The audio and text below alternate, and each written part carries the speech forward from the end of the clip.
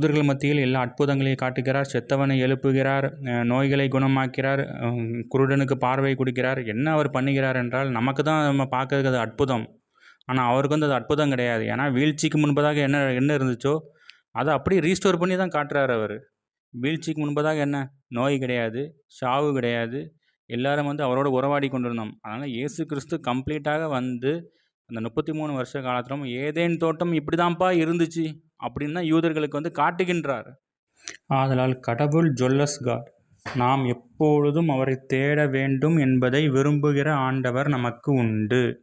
பாவத்தின் சம்பளம் மரணம்தான். ஏன் பாவத்தின் சம்பளம் மரணம் என்று நீங்கள் யோசித்தது உண்டா? ஏனென்றால் பாவம் அவருக்கு விரோதமானது தான். பாவம் அவருக்கும் நமக்கும் இடைவெளி உண்டு பண்ணும். மரணம் என்றாலே என்ன? அவருக்கும் நமக்கும் உள்ள உறவை இழப்பதுதான் மரணம். ஆனால் கடவுள் எதுக்கு மரணம் என்கின்ற ஒன்றை வைத்துள்ளார்?